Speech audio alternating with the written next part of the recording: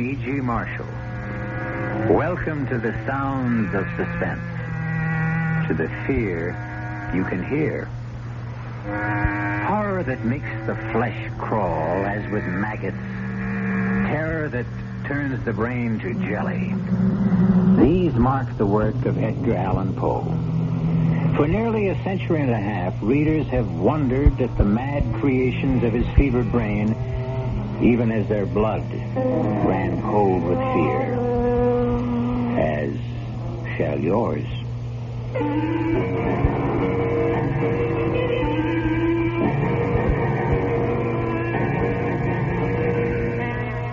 Our mystery drama, The Fall of the House of Usher, was especially adapted from the Edgar Allan Poe classic for the Mystery Theater by George Lothar and stars Kevin McCarthy. I'll be back shortly with Act One.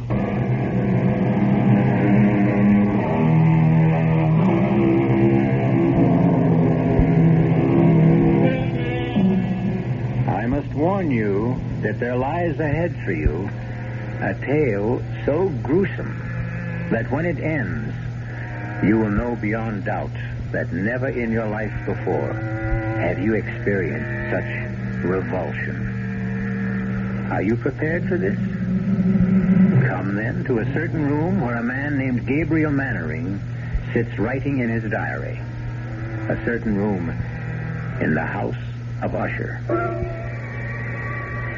I sit here writing this diary, when in truth, were I not a fool, I should have already departed this frightful place. Already I have sensed such horrors in these first hours of my visit that I tremble at the thought of what may be in store for my friend Roderick Usher. And for me. During the whole of this dull, dark autumn day, I had passed on horseback through a singularly dreary tract of country, and at length found myself, as the shades of evening drew on, within a view of this bleak and melancholy house, the house of Usher.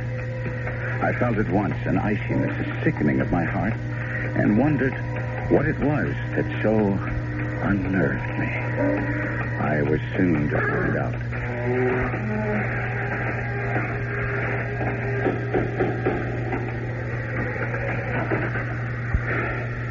You would be Mr. Mannering, sir? Yes. My master waits you. One moment, my horse. Oh, we'll be well cared for, sir. Oh, that carriage standing there.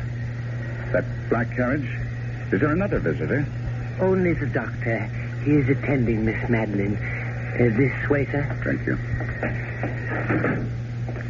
Follow me now, sir. We turn here, the passage on our left. Now, this to the right.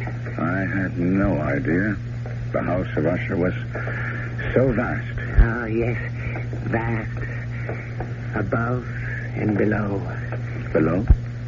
There are chambers underground, vaults, dungeons that even I have never seen, and I have lived here as servant to Mr. Usher more than 30 years.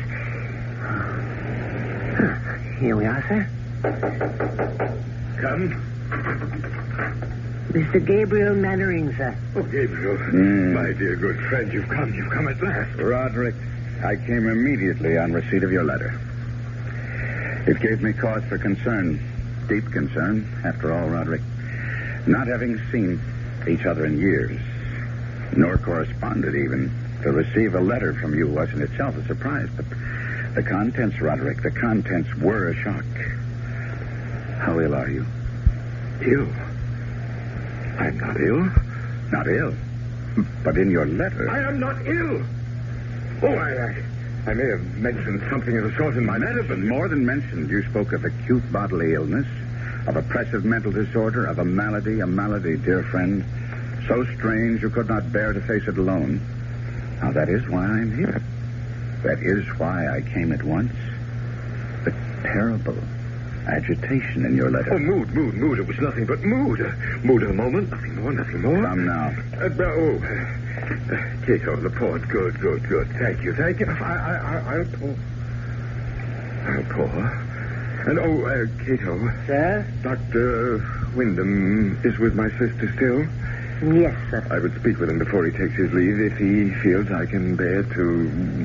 Sir? Nothing. Nothing. Just say I wish to see him. Yes, sir.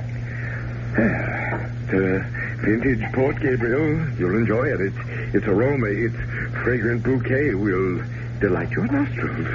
Its taste will fall sweet on your tongue. Your health, good friend.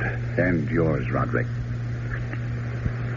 Well, now, tell me about yourself, Gabriel.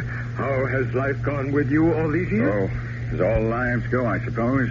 Has been the good, the bad, the indifferent. Yes, well, mine has been mostly bad. I've prospered. My importing business in Baton Rouge. Ruination, that's been my lot, my fate. The fate of the House of Usher. Well, if you are financially in need... No. I speak of another kind of ruination. Decadence.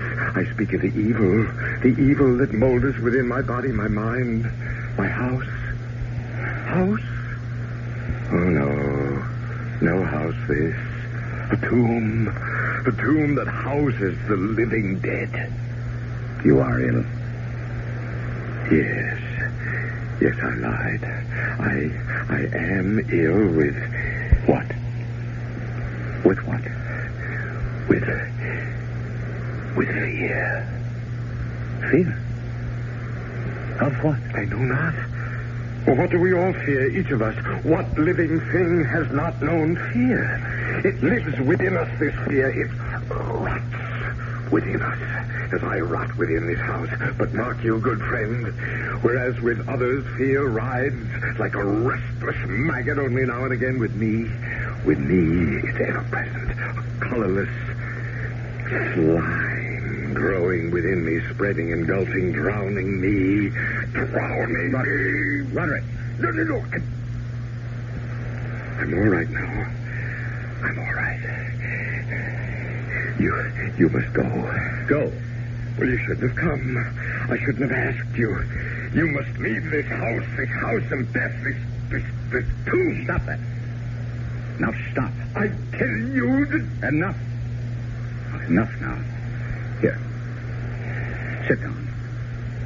Compose yourself. Now hear me, Roderick. I came a great distance through the foulest time of the year to be with you, and here I shall stay until you are well again. Oh, you don't understand. I shall never get well. Of course you will. No. She is dying, you see, and I... Your sister? Is it she who is dying? Yes, Madeline. But it's she who is dying. If it is... No, you don't understand. You don't understand. Come in. Dr. Wyndham. Come in, Doctor. Thank you, Cato. May I introduce myself, Doctor? Mr. Usher, as you see, is not himself. I'm a friend of his. Gabriel Manning of Baton Rouge. Oh, how do you do? Louis Wyndham. I entreat your pardon, both of you. Now, Roderick. Well, my nerves sometimes. Yes, I know, and I'm sure Mr. Mannering understands. You've been taking the laudanum I prescribed? I used the last only yesterday. Well, I'll see if you get more. Oh, thank you. My sister? There's no change. How long? Before death. I don't know. Your sister's malady baffles me. I don't know what is killing her, nor do I know what keeps her alive, when in truth, she's all but dead.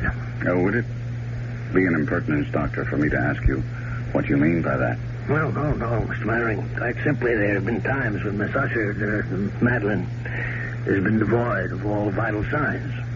Well, by this, I mean I've been unable at these times to detect a pulse, blood pressure, any respiration whatsoever. Mm-hmm. Yes. And yet, moments later, she's opened her eyes and returned to the world of the living. Strange. Yeah, I've encountered nothing like it in years of practice. It's not too far from the truth to say that she is dead, and yet she lives on. Yes. Like the house itself. Now, Roderick, you mustn't I harp tell on... you, we are like this house. My sister and I, we are this house. The house is us. The house is dead, and yet it stands. Your aberration about this house... It is no aberration. It's the truth. The house of Usher crumbles, yet it will not fall. Madeline is dead, yet she will not die. And as for me, oh, heaven, the horror that awaits me. I'll send the laudanum as soon as possible, Mr. Mannering. There's little else I can do. Yes, I have other patients to attend.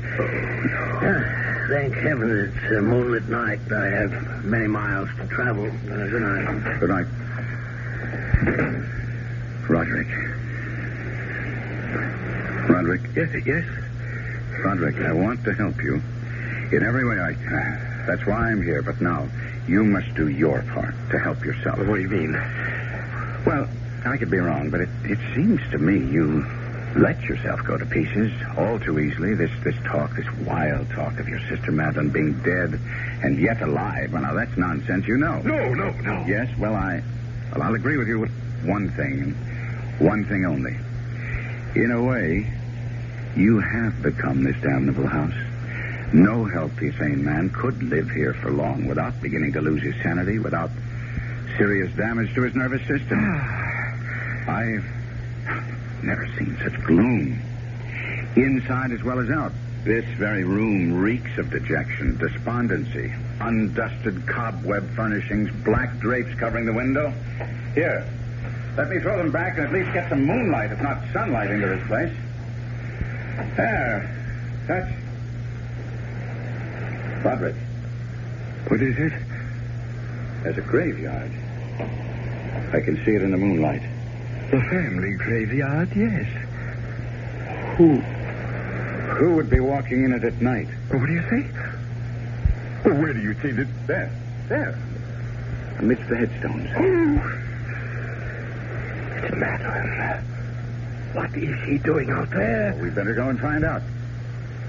Good Lord. In the doorway. What is it? Madeline! Am I that horrifying to look upon? Dear brother.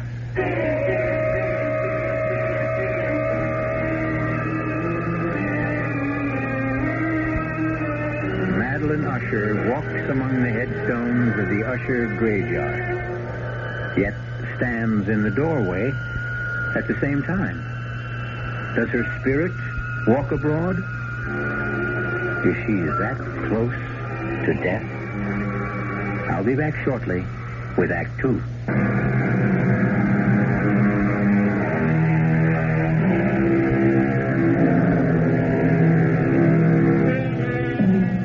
Again, I must ask if you wish to go on, and warn that if you do, you will experience a kind of horror for which I can find no words. Even Gabriel Mannering, writing in his diary, found it difficult to express his feelings in that moment of first meeting with Madeline Usher. I seek and cannot find words to recreate the terror of that moment. Not a woman, but a corpse stood before us in the doorway of that awful room. The very woman, or corpse, if you will, that but an instant before Roderick Usher and I had glimpsed in the moonlight graveyard beyond the window. If she is alive, I thought, she should be dead. Fatuously, I said, "You are Madeline Usher?" Yes, How do you do? I'm Gabriel Mannering. I know. Ah, you winced as you took my hand. What? You felt it. Coldness. No. Yes. You need not dissemble with me. Even now, you find it hard not to stare at the dark patches on my face, the putrescence that lives. Yes, thrives in my dying flesh. Madeline, my dearest sister, you should be lying down, resting. You mustn't waste your energy. I wanted to meet your friend. Someone from the world of life outside this house. This tomb. I wanted to... needed... She's falling. Catch her. Put her on the couch, Gabriel. No. Better still, we'll carry her to her room. No pulse. No heartbeat. Is she... Well, heaven help me. It's impossible to say. Can you carry her alone? She weighs nothing. Follow me, then. Oh, what evil stalks the house of Usher.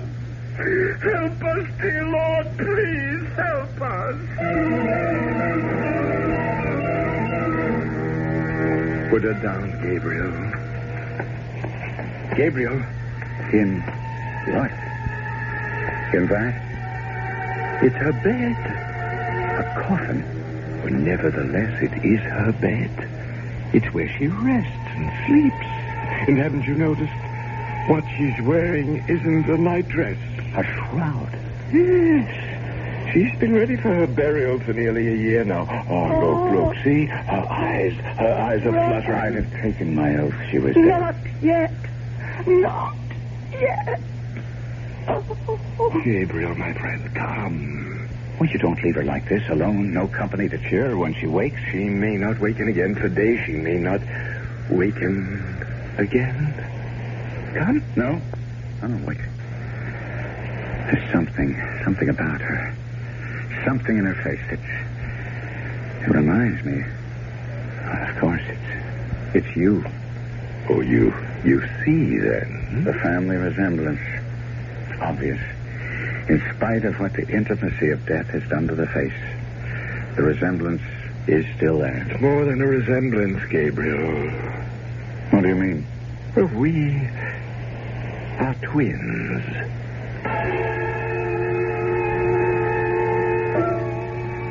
As my friend spoke those words in that chamber of death, a curious change came into his face. It floats before me even now as I write, a complexion gone so suddenly cadaverous. His eyes large, liquid, and luminous beyond comparison. Thin and pallid lips gone thinner, paler. For a moment, he seemed scarce human. I had tried to calm his fevered nerves by telling him it was his sister, not he, who was dying. And he had cried out, You don't understand. You don't understand. And now, in an instant, I did understand, or at least the shadow of what he meant touched me, and I was filled with a dread, a loathing of what was to come that I cannot fully express. Had I known the full truth of what lay before us, my loathing would have increased 100-fold, and I should have fled the house of Usher then and there, certainly. I should not have found myself at breakfast with Usher the following morning. Another helping, Mr. Mannering? No more, Cato. Then I can give you the message. A message from whom? Miss Madeline. She wishes to see you at your convenience. Well, then I'll go to her, of course. Now, why do you look at me like that? And now, why do you turn away? Cato, face me. Look at me. What is it? Cato, is it the odor? Yes, sir. You'd best not go, Gabriel, or if you do, another time. I don't understand. The odor, the stench of putrefaction. It's stronger at times than at others. And you mean that she... Take me to Miss Madeline at once, Cato. No. It will sicken you, nauseate you, even infect. Well, it can kill me and be damned to it, but I'll not disregard a last wish of a dying woman. Unlike you, Roderick, I do not fear death.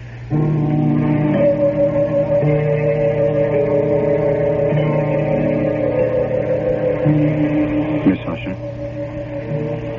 Madeline. Are you too tired to speak now? No. Would you prefer I came back another time? How good of you to come at all. It's a privilege to be of use to you. Favor. I wish a favor. Anything in my power. I want to die. I'm in such pain and I want to die, but I cannot. Cannot? I'm afraid. There's nothing to fear. Death is only sleep, a dreamless sleep. No. Don't fear death. I don't. I fear.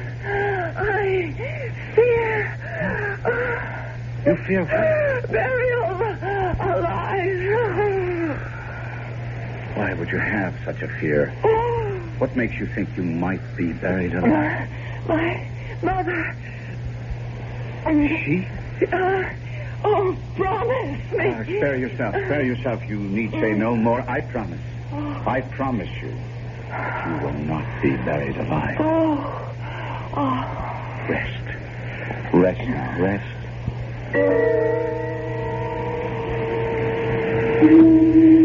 That is what you meant, Roderick, is it not? Like her, like your twin, you don't fear death so much as you fear being buried alive. Right, part of it. Yeah? Yes. Only part? Well, I fear... Oh, God, more than I can tell you. I fear what happens in death. Another aberration. As with the house, so with this. You are a man given to aberration. And what of that? You make as little sense as Wyndham. You think because you call a thing an aberration, it'll go away, that it will cure itself if you but name it. Reason. Common sense. Reason, common sense. When you speak to me and Usher of reason and common sense, Do you not know of the madness that has tainted this family through its history? From the beginnings of the house of Usher, this house, this family, until now, until Madeline and me, the last of the Ushers, from beginning to end, from rise to fall. Roderick. Rise to fall. From rise to fall. I had not thought on it before, but that is what it will be when she and I are dead. It will be the fall of the house of Usher. Yes, Cato. The laudanum, sir, from Dr. Wyndham. Oh, thank heaven. It has come none too soon.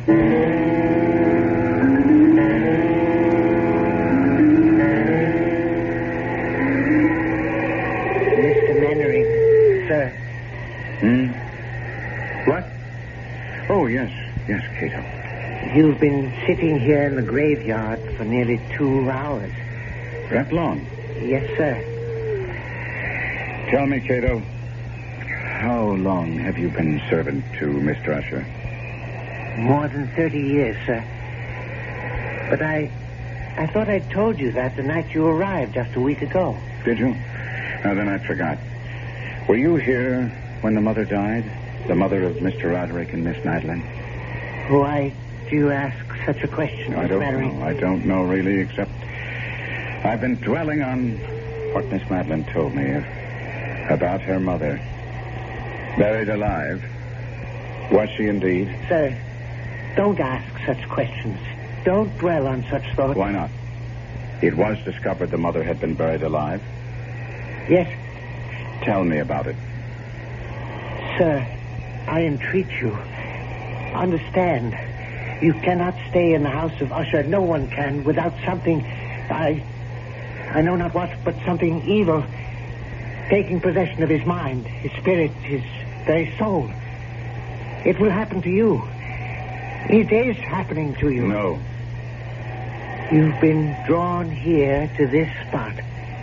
You've been sitting here in the damp and chill for hours because you, too, have taken the first step toward madness. How did they discover she'd been buried alive? Sir, I beg you, turn your thoughts away from... How? If you must hear it. A few weeks after she had been buried, the coffin placed in that vault you see under the trees, it was discovered that she had been buried wearing a valuable ring. A ring? It contained a stone worth a fortune. It had been... Tell me about it. She had always worn it, and when the undertaker encoffined her, he neglected to remove it.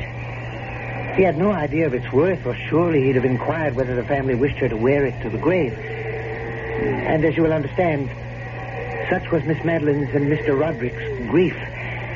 They didn't think of the ring until weeks later. And decided to retrieve it. Yes. We went to the vault, the three of us, slid back the slab that covers it, and... sir, let us go in. Finish what you're telling me. There lay the coffin. The lid was in two parts. A lower part that covered her body from the waist down, an upper part from the waist up. This I pried up, and there... Go on. She lay face down. Her hands had torn chunks of hair out by the roots. Such was the agony of terror. Hands, do I say? Claws. They had become rigid in the death throes. Yes. We turned her over. Her face, oh, my God, we will. Her face, I cannot describe. I cannot. Enough, then. Oh. Chill is getting to me. No! Henry! Quickly. Come. Heaven help us. What is that? They're coming toward us from the house. Roderick! Help me! What? Help me! What is it, man? A corpse! What? Madeline, dead. She's dead at last. Dead, but... What? What is it? She tried to take me to the grave with her. She tried to drag me into her coffin. Oh, no. Roderick, pull yourself together and tell us.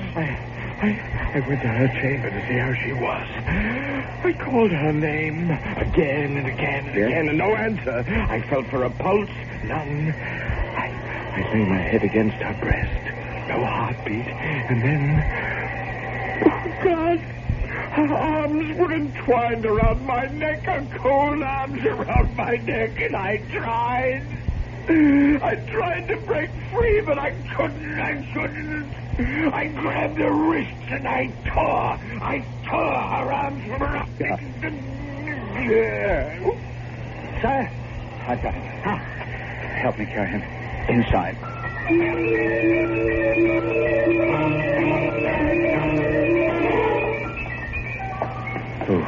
Oh, no.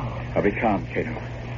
When Mr. Usher tore himself free, he must have dragged her half out of the coffin. Come. We must put her back in. Cato.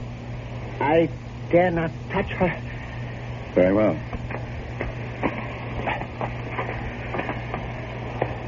There. Is she at last dead? She seems so.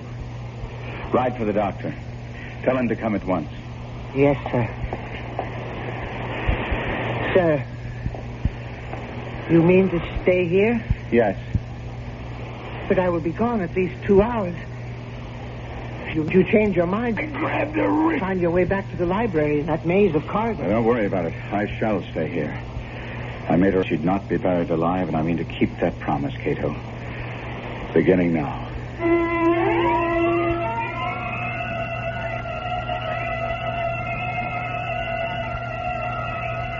Alone in that chamber of death, within the house of Usher, Gabriel Mannering seats himself beside the coffin of Madeline Usher to keep his vigil and his promise, and wonders if he himself may not be going mad.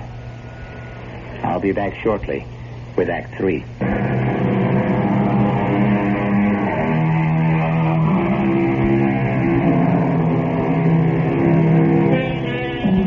Terror so awful as to shatter the human mind haunts the house of Usher, hangs like a shroud in the air, drips on the spirit like the very slime upon the decaying walls. As Gabriel Mannering sits beside the coffin of Madeline Usher, he feels this terror seeping into him. Seeping into me like a rising tide of pollution. Cato said he would be gone 2 hours in fetching Dr. Wyndham, but to me, it seemed like 20 before I heard his returning footsteps. You don't look well. I'm all right. Sir, you deceive yourself. Never mind now. I'm seeing Miss Usher. That bag, Cato? Thank you. Heart first. Mm-hmm. Is she? No, there's no heartbeat. None whatever. No pulse. No vital signs at all. She is gone, then? Hey, Mr. Mannering, I have attended her in this strange illness for nearly a year. I've seen her in this state 4 times before. What's to be done? What indeed? Well, I would wait a few days at least, and then I should bury her. No. No?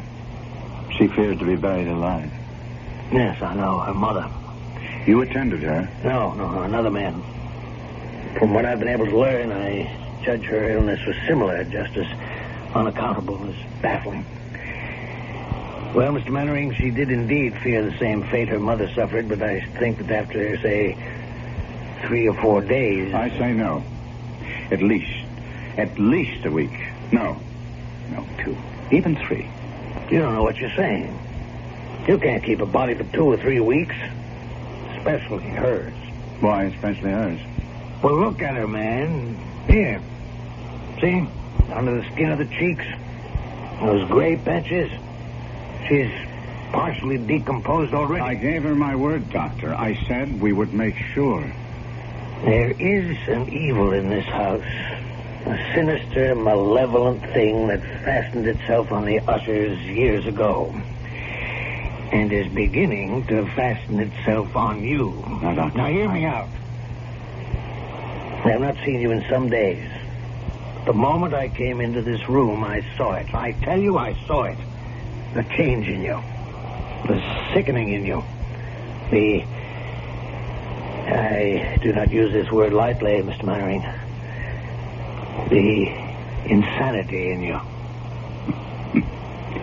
You are right. I gave Madeline Usher my word she would not be buried alive, and she will not be. Now, I see that I cannot dissuade you. Very well.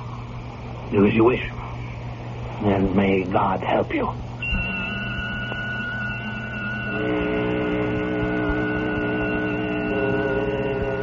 I stayed by her coffin for yet another hour or so, making sure there were no signs of life. Then I returned to the library, led there, of course, by Cato, for I could never have found my own way through that maze of corridors and passages. I found Roderick Usher seated bolt upright in a wing chair, staring at I know not what. Roderick, I must talk to you. Do you hear me? Yes. Now, Roderick, as I told you, I promised your sister to take every precaution against her being buried alive. She is dead. I know it in my heart, my soul. I know it. I believe so, too. But we must be certain. Now, that presents a problem. Roderick, are you listening? Problem? Yes. Decomposition. If she is dead, she will decompose. And after a period of days, well, if you could imagine... Days? Days of what? Of visiting her coffin, at least every 12 hours, say, to make sure she's dead. Are you mad? We must keep her body. 1 week, 2. And the question is, where? Where?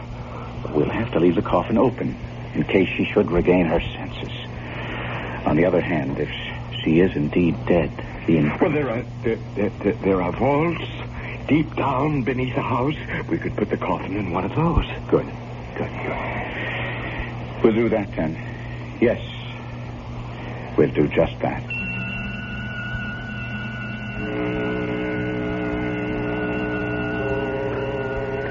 Together, Usher and I arranged for the temporary entombment of Madeline, his twin. The vault, so long unopened that our torches were half smothered in its oppressive atmosphere, was small, damp, and entirely without means of admission of light, lying at great depth beneath the house.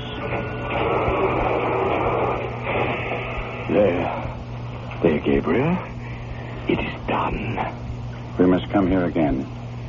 In no more than 12 hours. As you say. As you say.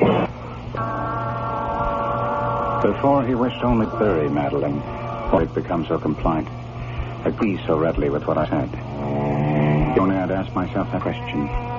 But I did not, and in consequence faced an unexpected problem. Why do you not believe me? It isn't I don't believe you, Roderick. I wish to see for myself. There is no need for you to do it.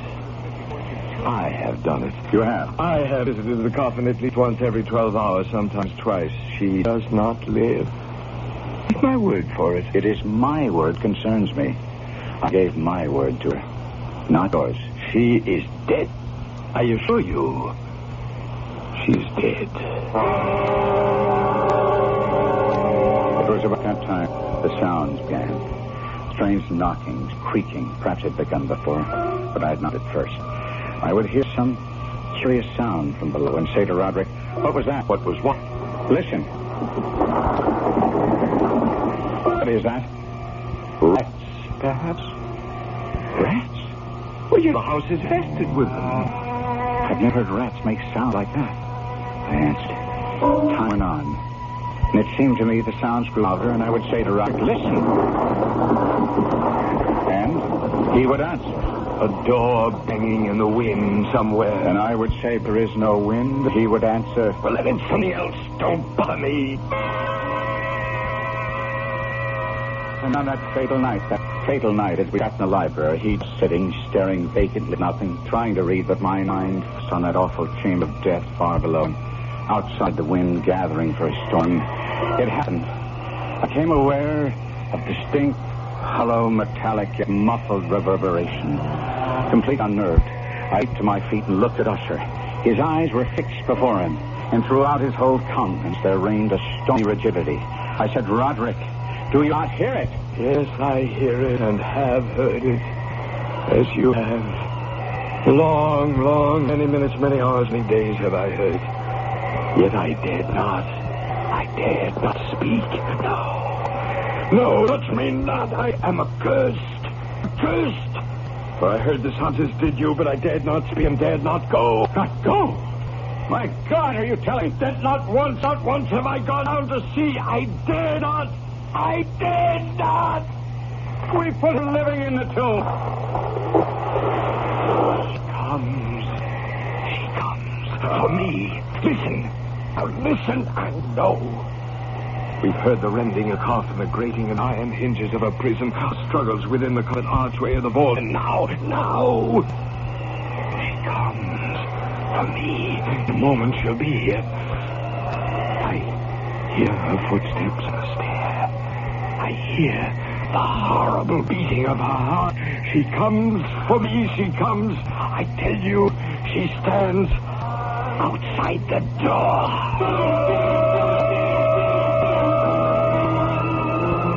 As if in the superhuman energy of his utterance there had been found the potency of spell. The huge antique panels to which he pointed drew slowly back. And outside those doors did stand the towering and enshrouded figure of Madeline. There was blood on her white robe, evidence of some bitter struggle on every portion of her putrefied frame. For an instant she remained trembling and reeling to and fro upon the threshold. Then, with a moaning cry, fell heavily inward on her brother, and in her violent, now final death agony, bore him to the floor. A corpse. A victim to the terrors of all he had anticipated.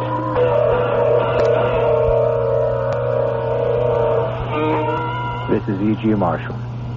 I shall return shortly.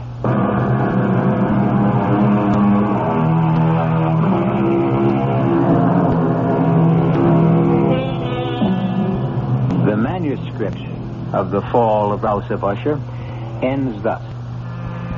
I fled from the house, leaving all behind me. As I ran, I heard a sound so horrendous it made me stop and turn. My brain reeled as, looking back, I saw the mighty walls of the house burst asunder. And in a few moments, the moon, breaking through scudding clouds, a blood-red moon, revealed the end. The fall of the House of Usher. Our cast included Kevin McCarthy, Arnold Moss, Marion Sotis, and Robert Biden. The entire production was under the direction of Hyman Brown.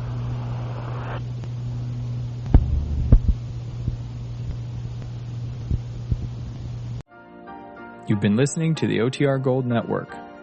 Find more classic radio at otrgold.com.